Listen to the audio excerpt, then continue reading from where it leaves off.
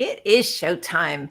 Hello, everyone. I'm Bonnie Low-Kramen. I am your host for today's episode and every episode of Heads Together. I'm here on Wednesday, September 1st, the end of summer, kind of, sort of, with Jennifer Wilner, my assistant. Hi, Jen. Hi, Bon. Hi, everybody. Thanks for joining us today. Really happy to be here. Always look forward to these times together. And I want to welcome our listeners, our viewers from all over the world. Boy, this last week, few days has been really intense. It's been a sobering kind of week between, all the news out of Afghanistan and, people coming home and all of the angst surrounding that. And then Hurricane Ida.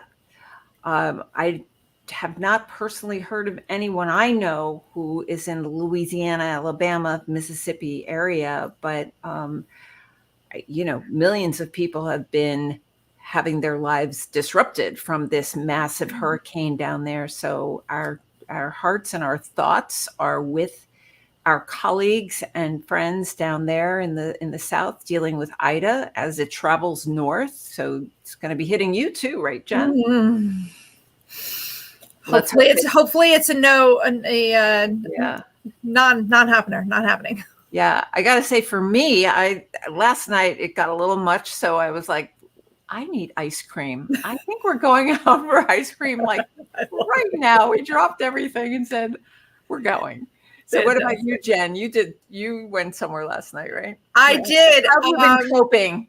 Yeah, my coping last night was to go to a networking event. And it worked. It worked. I had some familiar faces in the room, but about 20 something people that I didn't know, which was great. Kind of got my head off of what's coming up in the weather. Yeah, and what's going on in the world too. In the world, yeah. So good for you for being in rooms with other people live. That's humans. Awesome. And speaking of live, we love it that here at Heads Together we can kind of move on a dime and act quickly. I realized from talking with so many assistants how much technology is impacting our everyday lives. And hello, Karam. Welcome to the show. We're happy you're here. We have a surprise guest today, someone our community knows really well. She is my business partner, my co-teacher on Be the Ultimate Assistant. She is the trainer to Bill Gates's team. She has trained the team at Buckingham Palace and at Parliament and scores of other companies.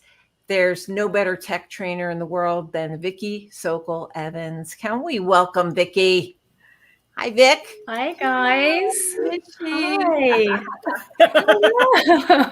And the world just woke up. Yay! Oh, Laura Belgrado's here. Hi, Laura. Hi, Lynn DeLuca. Welcome. Laura. Yes. And Karam's on. Hi, Karam. And hey, shout out to Ike Saunders because it's his birthday today. Woo-hoo! I don't know if he's on the call. Chicago. That's so cool. Yes. That's great. Well, welcome, Vickie. Thanks, Bon. Yeah, different background today. Yeah. Where are you, ma'am? I am pet sitting for my best friend from Houston. Well, she just moved to Denver, but her and her husband are in Hawaii. So now I'm pet sitting for them and here in Denver. That's so cool. Well, you're having some fun in Denver. Lots of fun. Oh my gosh, mountains and it's just amazing. And I saw Monique Hellstrom the other day hiking. So part of the community. Fantastic. Well, I realize I haven't seen you in a while, and I just asked Vickie, and she said yes. And so, welcome to all of our viewers from all over the United States and the world. Vickie Sokol Evans is our guest today. She's the president and founder of the Red Cape Company. What I asked Vickie to do today, because I keep hearing from assistants all over the world how much technology is impacting their day-to-day lives. and I thought Vickie could come demo some really cool tips for you. Vic, so interested in knowing, like, what our assistants still, when you show them, they gasp. They still, we've been teaching BTUA for 10 years, and a lot of these tips have been getting gasps for 10 years. Yeah, it's still, I mean, even from people, high performing teams, we still get gasps. So before I share my screen and show you a cool trick, I do want to mention, because you're talking about how topical technology challenges are right now, because even yesterday we are on a call, the team and I were on a call, and the executives are staying up until 11 o'clock at night working on a PowerPoint because they want it. They're so meticulous about how it's supposed to look and be consistent. So it's not only the assistants, it's the executives too. So I'm going to show you a trick today on how to help make sure that your PowerPoint slides are consistent with the formatting with one magical button. So stay tuned for that. So first, I've been in room filled with 300, 500 assistants. And this first tip, it's in Word, and I guess I can show my screen. Yes. Move over to Word. Jen, if you can help us with the background that we talked about before. So Vic has a clean slate here. Okay, so tell me when you can see my screen, my Word doc. We're good, Vic. You are? Okay, great. So this is just a fictitious employee handbook. And what I need to do right now is run a table of contents. And you'll notice that it's formatted. It's not the perfect format. It's okay. But the most important thing is that there are styles applied. And when I go to view and click on the navigation pane, you should be able to see all of your headings here on the left-hand side. If you do not see your headings on the left-hand side, this will be very difficult. So with those headings, I'm going to go ahead and close the navigation pane. To create a table of contents, you go over to the References tab here at the top and click on Table of Contents. And you can run these built-in ones, but I want to have control over how many levels of headings that I want brought into my table of contents. So I click on Custom Table of Contents. And by default, it wants to bring in anything marked as heading 1, 2, and 3 heading styles. But that's too many. So I'm just going to say, I only want 2 levels of headings. And then I'll click OK. And then my table of contents is there in an instant. And I think about, like, Bonnie, you know this, you've heard me say this over and over again. There's someone right now thinking, I've got to stay late to create a table of contents tonight, or I have to work this weekend to do this particular project. And they're literally 1 or 2 clicks away from getting the job done. So make sure that you are able to run your table of contents from that table of contents button. If not, it means that you need to style your document with headings. So that's the one that this feature's been around since the 1900s. So, and people still are surprised at how easy it is to create a table of contents when I show that tip. So, because we often have students who say that they sit there and they, dot, dot, dot, dot, dot, dot, dot. I'm writing my own book right this minute, and the navigation pane and styling has saved me so much time in this table of contents. Oh my gosh. And, to be able to update it so quickly. Well, and it's interesting. So one of my friends is writing a book too. So I'm just going to create a new document. And if you're writing a book, you really shouldn't care about what everything looks like yet.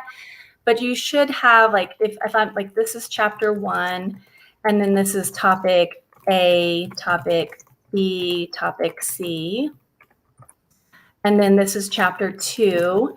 Make sure that the main headings are connected to heading 1. Just apply heading 1 there. These 3 are going to be heading 2s, and then this will be heading 1, and because this is the same level as chapter 2, and then just start writing and typing in wherever you need to type. So that would be my best advice for anyone wanting to write a book or memoir or kind of write their life history, whatever it is. Just start using your heading styles. And then when you go to view navigation pane, you'll start seeing your headings here on the left, and then that will set you up for success when you create your table of contents. Yeah, and so easy to move stuff around. Oh my gosh. Mm-hmm. Exactly. Can I show you some Windows tips? Yay! Yeah. Okay. Cool. Yes. And So you're getting great reviews on your hair, by the way. Oh, I am. Okay, I'm not going to get into that because I'm struggling with the hair thing, but okay. I quickly want to get to my desktop. And right now you can see at the very bottom of my screen, I have several windows open. I've got my Chrome window open. I've got multiple PowerPoints, my notepad, and a couple of Word documents. I need to get to my desktop quickly. So if for those of you using a Windows PC, a Windows laptop, if you just look down at your keyboard right now, and to the left of your space bar should be a floating Windows key. And I'm going to press Windows D, and that will get me straight to the desktop, Windows D. And if I hit Windows D again, it should bring me back to where I was. So if you're watching this on your computer, you could just hit Windows D, go to the desktop, Windows D again. Here's why this is so important. I was on a virtual call one day, and I brought over my Chrome browser, and I realized my bank information was showing. And I was stumbling around trying to close it down, and all I needed to do was just hit Windows D. So if you ever realize that something sensitive is being displayed to your team, you could just hit Windows D and then kind of reset yourself so that you can bring up the right window. So Windows D, there's a bunch of other ones, but the one I just learned, and I love it, Bonnie, I love it when someone teaches me something, because it's like, I don't want to just know everything. I want. That's because nobody teaches you. You've got to figure it out, which blows my mind. I have to, well, and I also keep tabs on, Microsoft and other technologies. So I learned about Windows V as in Victor, or that's the paste. Remember, Control V is paste. But if you do Windows V, this is your clipboard for the day. And so while I've been copying and pasting things to the clipboard, and I could go to Windows V and say, hey, if you're interested in seeing these tips and training your entire team, here's the URL to go find the same class for your entire team. Whatever you need. So Windows V. You can also. That's the clipboard for the whole last 24 hours? Yes. Well, until you close your computer, you logged off, but you can pin your clipboard items. I'm not going to show you my pinned items, but I can pin this. And when you pin them, when you scroll all the way down to the very bottom of the list, you'll have your pinned clipboard. So they don't ever fall off of your clipboard. So regular websites that you send people to, your LinkedIn, your signature, whatever it is that you want to copy and paste. Like if I do this all the time, the same demo, I could copy this and then Windows V and then paste it over and over again. So that's what someone taught me. Can I go back to see you? Can I stop sharing my screen, Jen? And that way I can see the lovely Bonnie and chat a little bit. Hey. We good? Yep, we're good. Okay, cool. Because it was like window and window. What do you use? Windows keyboard shortcuts? Is there one that you use? Yes, I use. You've taught me well to do Windows L. And Windows L is locking your machine. Locking your machine. Yes. There are some tips I use split screen all the time. The Windows left arrow, Windows right arrow. When you taught that 10 years ago, and you said at the time, this is the one executives love so much. Mm-hmm. It is like that.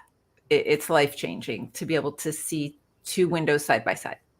So let me explain to people what you're talking about. So obviously we now have, whether you're at home or at the office, most of us have multiple monitors.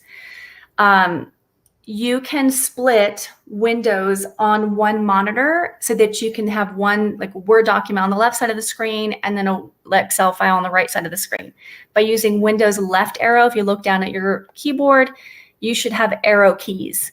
So Windows left arrow snaps something to the left, and then Windows right arrow snaps something to the right. And then you could do that for all of the monitors you have. So, and you could do quarter windows if you play around with the up and down arrows. It is life-changing for sure. Mm-hmm. Yeah. So, you know, all of these tips, Vickie teaches in a variety of ways. I don't know if you want to talk about that now, Vic, but, you know, certainly we're going to be in Houston on September 22, 23, 24.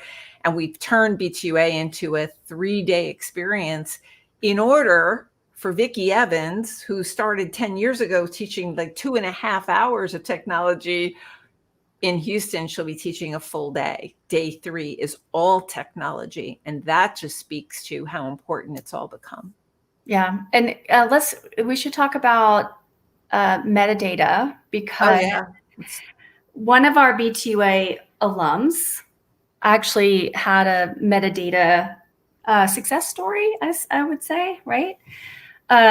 So in B2A, at our workshop, I teach live in person. And one of the tips I share is the metadata tip. And metadata is the electronic data that travels with your document.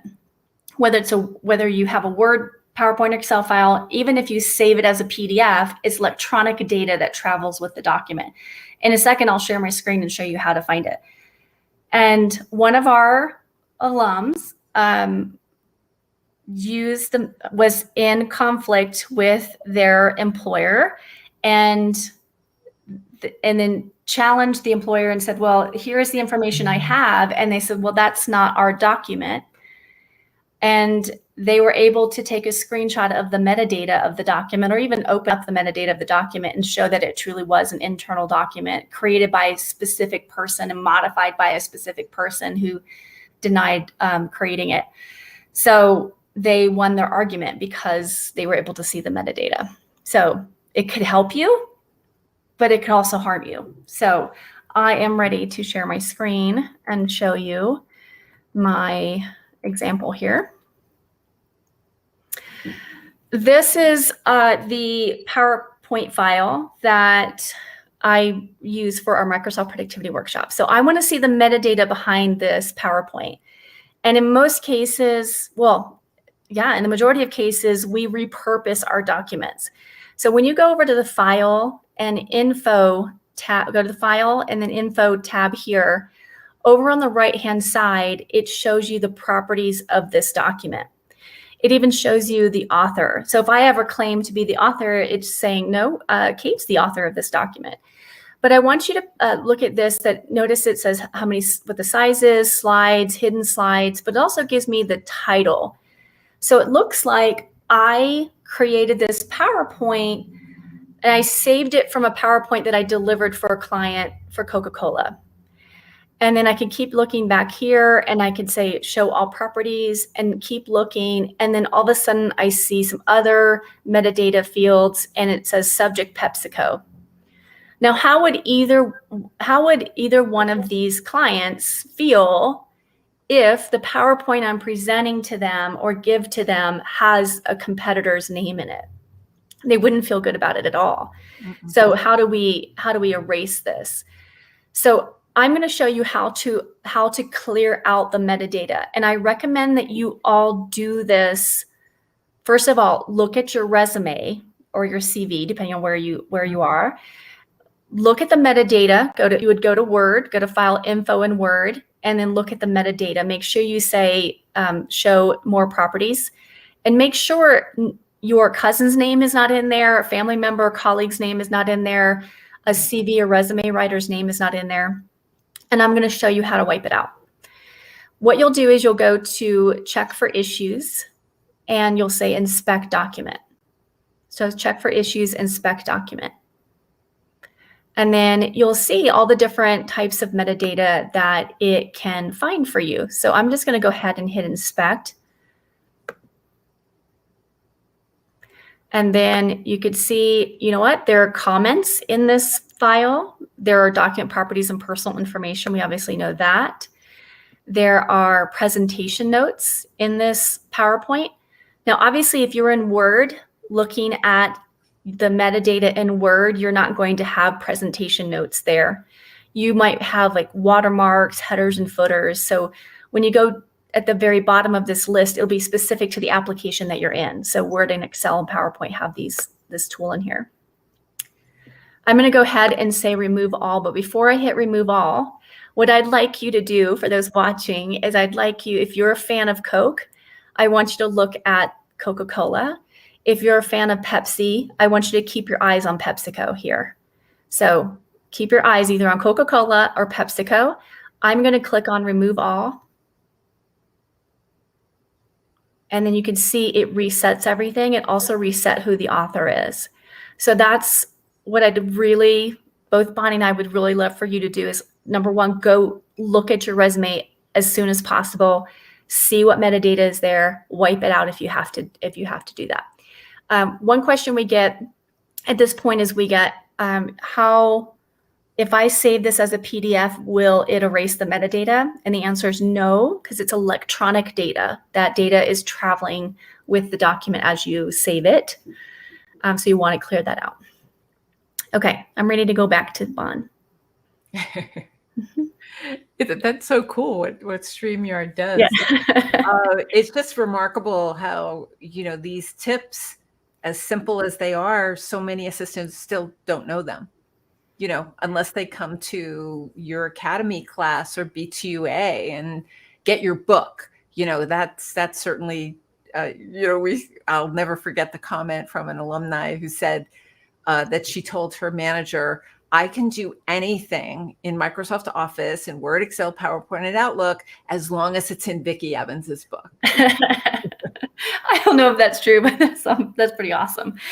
Well, it's easy, Bon, to open up these programs and start using them. But as we know, that means we're only using a small percentage of them. And it isn't until we get into classrooms or webinars like this or sessions like this that we can just learn that next thing that I need to learn.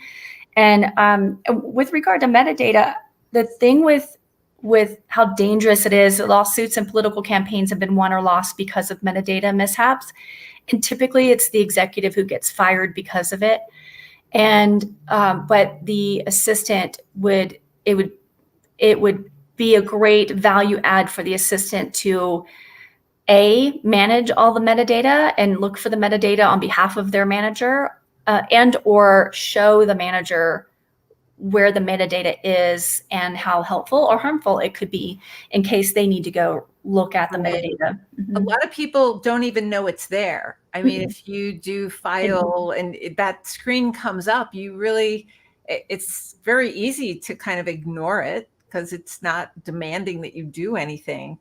But it really can be damaging, as you said, and a real help to our student what's been interesting is on television, I actually have started hearing the word metadata that because we hear about hacking and, email captures, and all of it has electronic data that identifies it, that helps your computer find it. Isn't that what that's about? Right. Metadata. I mean, every web page has metadata on it. So it makes it easier for the search engines to find the information. So it helps. So you'll have people in charge of websites will actually type out the metadata that they want the search engines to use in order for people to find the website. So it's a way to catalog information, documents. Yeah. If you think about like the metadata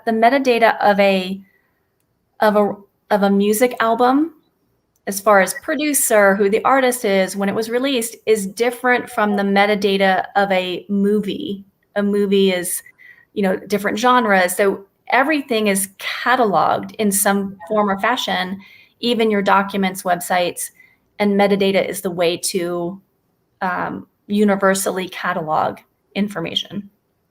Right. Well, and even Google, everything about the computer tracks what your search history is. right? Mm-hmm. If anybody cared to know what you've been searching for, they could get there. And of course, I'm glad I remembered to say this. One thing that's come up during this pandemic is the awareness that the way Vickie and Robert Sanders, my partner, has taught us to think about this is that, okay, every assistant should not only have your own personal computer, but one that's owned by the company, right? Vickie, that every assistant should have a laptop that is specific and exclusive to the company, because your company owns that information. Everything on that computer belongs to them. So, if and when you ever leave, it's like, here you go, it's back to you. And with any, it's important that it be clean of, to keep your personal and business separate. Are you hearing that people working from home are having to use their personal computers? I have. And when I raise it as an issue, because assistants had to go work from home in 5 minutes. They got like so little notice to go work at home. Now we're into it a year and a half, but unless somebody raises their hand and says, this is a problem, or if they don't even know it's a problem, then no one's doing anything about it. Yeah, that's a huge risk on the part of the organization, for sure. Everyone should have received a work laptop. And so what I would suggest to anyone watching is keep your work laptop just for your work life, and then your personal laptop for your personal life. Yeah. If you have a situation where you have to use your personal computer for work, I think it's just temporary. And it should be temporary in most cases, like a day or two, maybe, but to work every day using your personal laptop, that doesn't sit well with me. No. Sandy Knott is asking, where would she find the metadata in a Word doc?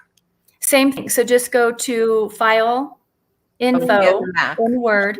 Oh, on a Mac. It's not there on a Mac, so it's only PC. Interesting. So Vic, we're coming up on almost the half hour. Did you want to show those PowerPoint tips, Mr. Yes. London? Yeah. In honor of the executive who is working late trying to create consistent slides and formatting, I want to show you all how PowerPoint behaves so that it gives you an indication of what may or may not be right or wrong with your formatting. So move over to my PowerPoint. So the idea is, let me know when you can see it. Yep. Okay. Perfect. So the scenario is that we have a town hall meeting and we have 3 presenters. So many of you have seen me present this before, but we have Mr. London is presenting, Mr. Sydney, and then Miss Austin is presenting. And so it's up to you to pull all of those slides together. And it's very rare that you actually get a volunteer to do that. So I'm going to show you the right way of doing this. And this is, let me go to this slide presentation here. So let's say this is our corporate template. I downloaded it from the intranet, and this is what marketing gave us. I created a couple of sections. I'm not going to worry about the third presenter. Just for sake of time, I'm just going to show you, I'll pull in 2 different presenters. You'll notice that I have widescreen, which is a typical online presentation. But when I go to Mr. London's slides that he is submitting for me to pull into here, you'll notice that his are standard slide size. And so you might be worried about, how do I get the standard slides into my widescreen slides? More importantly, these do not look like our brand at all, right? Like this is our corporate brand. And this is what I call carefully reformatted and positioned, crap. So you might end up getting crap from people and you might get stressed out about it, but I'm going to show you how to properly pull this into your clean and pristine version. And what I'm going to do is I'm going to copy all of these here and copy them over on the left-hand side to my clipboard.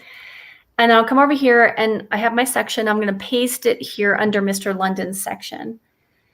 Now, remember I have this in my clipboard, and what I have in my clipboard is the purple and red crap stuff. And I'm worried about pasting, but if you understand this rule in PowerPoint, the default paste behavior is destination formatting. So when I hit paste, it should take on the blue and the green.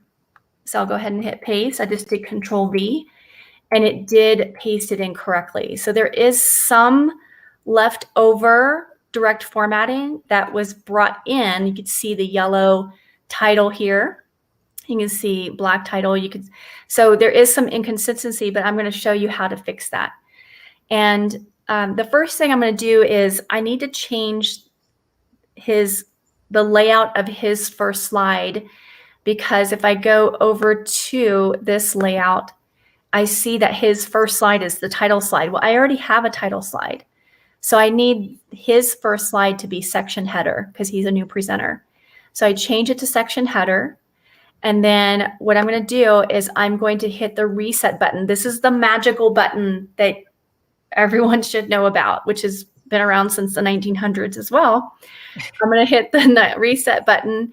And what that does, it resets and it strips all of the direct formatting that he applied and resets it to what this presentation should be. So I click on the next one. Instead of trying to fix this manually, I'm just going to hit the reset button. This one, I hit reset. And all I'm doing is I'm hitting the reset button for each one of his slides. And that way it resets it to the definition of this presentation. In most cases, people will ask, well, can I highlight all of them to hit reset? You could, but the problem is I really want you to reset one at a time so you have the ability to do Control Z to undo if the reset button doesn't exactly do what you want it to do. Right. Now, Nick, yeah. one sec. Sandy is, very bummed about, being on a Mac and the metadata doesn't work with that. Does the Mac have a reset button for this? Yeah. Okay. It does. Yes. All right. So Sandy, at least you've got that. Yes. And I've been teaching Mac and PC since the 1900s. So it just sounds so fun. Like colonial days. And so I work side by side with my Mac and PC. So I do know that metadata is not in there, but definitely reset button is. Cool.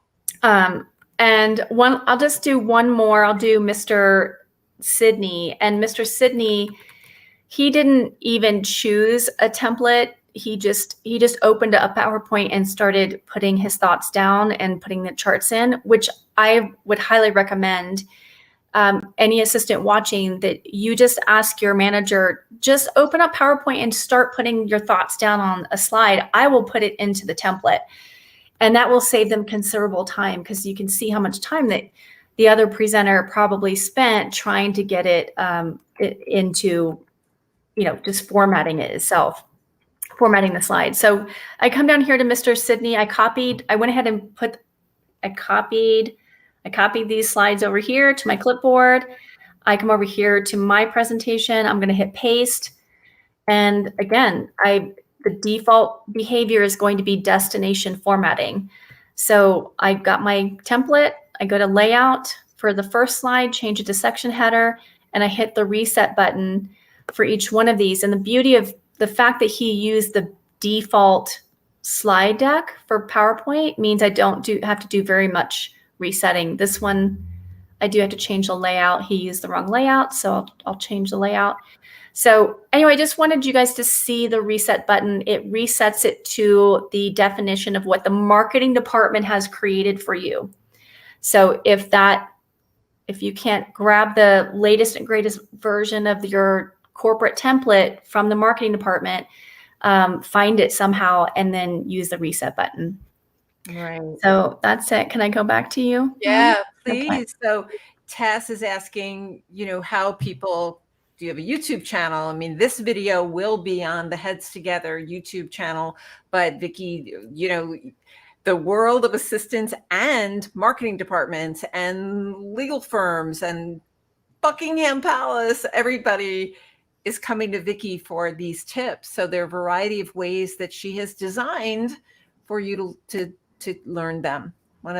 Yes. So I before I share some links with you guys, I want to tell you that everything but the Windows tips that I was showing meets objectives of a Microsoft Office Specialist Certification exam.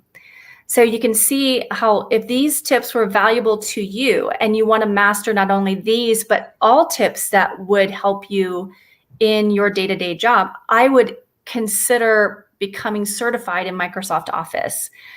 The first step that we put people through is our Microsoft Productivity Workshop, and that's the fast-paced tips and tricks session. So you saw a sampling of this.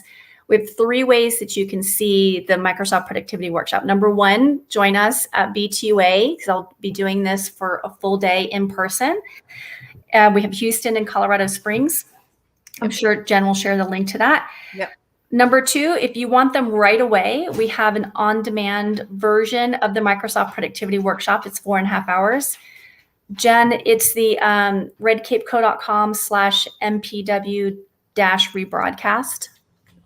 That link Jen can post in there.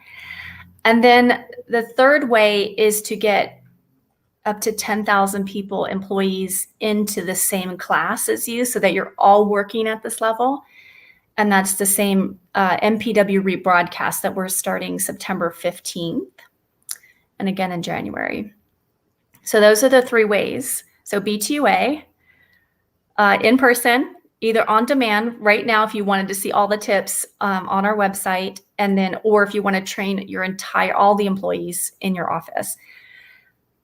Then certification, which if you guys are ready to get certified, we are going to have our Outlook in October event starting October 1st. And if you go to redcapeco.com/moss, and Jen will share the link, then you can get all the information you need about how to get certified in PowerPoint, Word, Excel, Outlook. And that's what I recommend for every assistant is get certified in these programs. Yeah. And during the pandemic, oh my gosh, you were certifying more people than ever before, in part because assistants found themselves with some time. And we've heard from so many, some of whom are on this call today, who have been able to leverage that information into promotions and new jobs and more money. It's when you can save your executives time and your team's time, that equals money. It really is as simple as that. Plus, you're so empowered by knowing how to do this stuff so much faster. And we've had 2 examples of that, Bon. So one of Nancy got her Moss certification, I think within 90 days, and got 3 job offers. And one of the reasons why she was hired for the job that she did accept was the executive said, I don't want to have to teach anybody Excel. I know that you're Excel expert. I know that you're going to hit the ground running. And then the other one, I was going to give you another one. Oh, I know it. So Val was saying that she has saved her executive. She's now taking the presentation development off of her executive's plate. Yeah. And so he just gives her what he wants to say, and then she handles the presentation, and it's on brand based on what the marketing department has submitted. And it's because of her certification. So she saved her 3 hours a week. It saved her executive, 2 to 3 hours a week. And so, yeah, a lot of people are getting certified in Microsoft Office. If you're using it every day, definitely get certified. So we have a free webinar on that website if you want to access that. And it's a real differentiator for assistants in this workplace. It's great to have any certification, but particularly with technology right now, I'm hearing from recruiters weekly And if you follow me on LinkedIn, you see that I'm posting jobs all the time. Salaries are going up. There's a war on talent. There is a talent shortage. And the clincher is that what is desired is someone who can hit the ground running when they go into the company, that they come in with a fresh certification, straight out of, from this time period. So it's really making a life-changing difference in terms of money. I mean, it validates that you're proficient. So in every job posting we've seen, proficiency in Microsoft Office, proficiency in Outlook, proficiency in Excel. How do we prove that? The only way to prove that is through certification. So great point. Yeah. Great point. So Laura Belgrado needs to go, and we're grateful Laura. you're here, Laura. Thank you for being here. So our community should know we still have some seats available for BTUA in Houston on September 22, 23, 24. And we've set up a COVID protocol. We are asking for proof of vaccination, in order to make the room as safe as possible.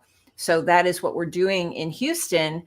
We're set for Colorado Springs, November 10, 11, and 12. We invite you to be with us in either city.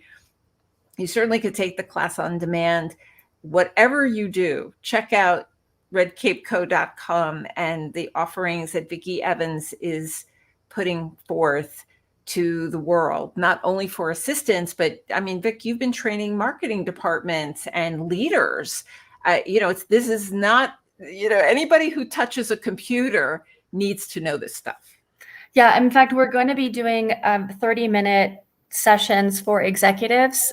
Only the things that they need to know. It'll be a series of 30-minute sessions, like shortcut keys when you're presenting online and using the Windows tips and so on. So we'll have information about that coming out this fall. Hey, could you give a quick comment?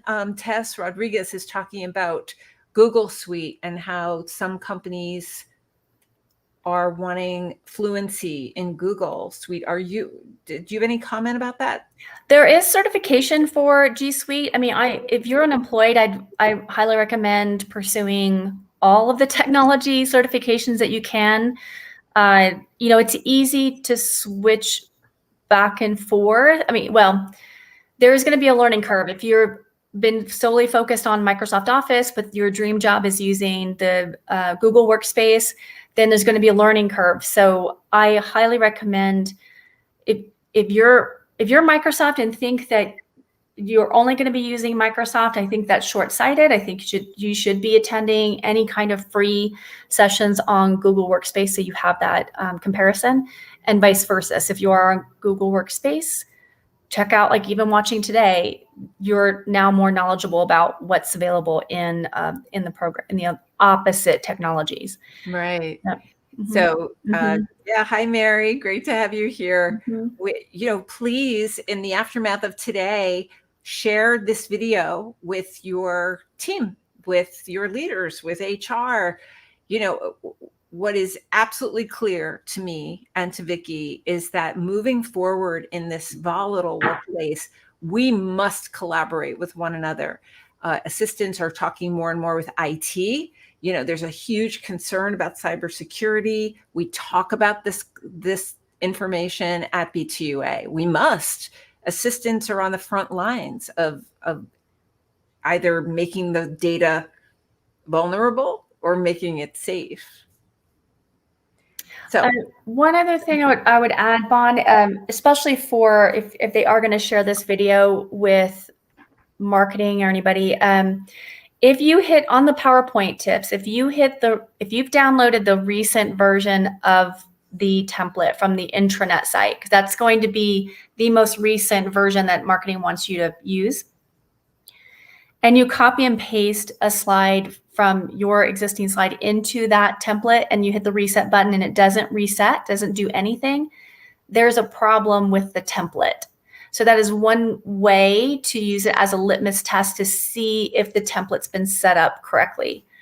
And we can help with that as well. So, that's great. So, Vickie Sokol Evans, thank you for being our surprise guest today. It's over? No, Bon. Kind of is. Do you have any last thoughts for our audience? Well, I just want to thank you, Bon, for thinking of me for today. It's nice to see you from Denver. I know you're in Florida, but yeah, I thought I was just gonna hang out here in my hiking gear, but I got dressed up for you today. I'm so excited to see you and see everybody too. Stephanie Hand is on the show today. On Leslie Sanders. Leslie. We have some people who have taken advantage of the MOS certification, and it really benefits careers. Like, this is serious. This is where your livelihood we're talking about. And so that's what Vickie and I, that's what makes us passionate and so committed to the assistance of the world with our work with B2UA. So next week, we'll be back with another show of Heads Together on Wednesday at 3 p.m. On Wednesday, September 15th is a very special show. I talked about it last week, but for those of you who haven't heard yet, it's going to be a 90-minute version of Heads Together on Wednesday, September 15th. We'll be talking about abuse of power. Our guest is going to be Stacey Pinkerton, who is a survivor from the Bill Cosby case. She testified in the trial. She is going to come onto the show to not only tell her riveting story, but to talk about the advocacy work she's doing right now and the laws as they exist. Because we know in a profession that's 95 to 98% female, that sexual assault, sexual harassment, bullying are serious problems in the profession still. So we're going to be talking about all of it. If you know people for whom this subject is a fact in their lives, please tell them about the show on September 15th and ask them to join us. So I thank you. Thank you all for being here. Again, Vickie Evans, thank you. Thank you, Bon. Great to see you. Great to see you guys, everybody. And thank you, Jen. See you next week. Bye, guys.